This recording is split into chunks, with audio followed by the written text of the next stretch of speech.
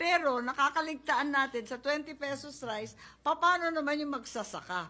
Wala na pong rice smuggler. Legal na kasi. Systemic na ang mga farmers na sa kalupitan at sa dami ng utang ay nagpapakamatay na lamang. Sang-ayon po ako na magkaroon ng isang floor price sa farm gate.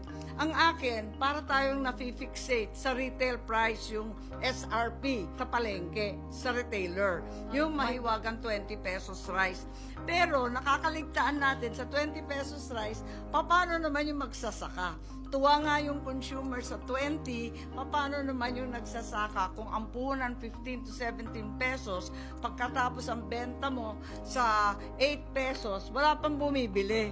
Talagang nag-iiyakan. Sa US, kung saan napakayaman, meron silang tinatawag na farm bill. Siguro panahon na tayo magkaroon ng farm bill kung saan may floor price ang ating farm gate, pati yung ating mga biyahero, trader, at yung mga nagkukumpuni and consolidator, may floor price din, at wag lamang yung SRP sa retail or sa palengke. Higit sa lahat, nabanggit na rin yung post-harvest, yung multi-purpose drying pavement, lahat ng national highway kung saan tinutuyo yung bigas.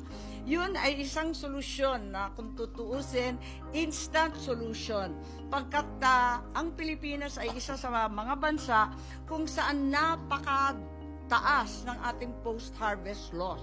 Nasa 23% na nadudurog, nadudumihan, nahahaluan ng bato, lahat nasa kalsada. Sila ang may-ari ng kalsada natin. Kaya't ang tingin ko, kung maayos natin yung post-harvest na yan, right away, we will have 1/4 additional rice. So, malaking bagay. Saka yung buong supply chain. May problema talaga yung supply chain mula sa farmer hanggang sa biyahero, which is completely regulated. Kukunin yung mga bigas, minsan bayad, minsan hindi nababayaran, hanggang sa market vendor.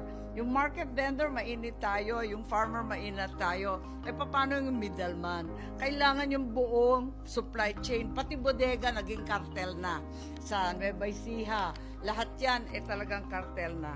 So, nais ko lang ipahiwatig din na ang balita ngayon, yung sinasabi nating smuggler, wala na pong rice smuggler. Legal na kasi. Systemic na. Ang sabi nga, one-stop shop na raw ang BOC.